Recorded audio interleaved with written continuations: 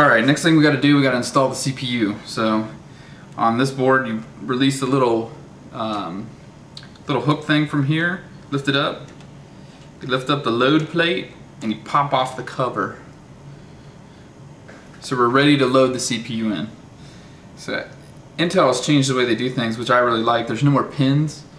If you can see on the bottom, it just basically sits down, you match up the arrow with the corner, you set it in there, you drop the loading plate, and then you clamp this thing down.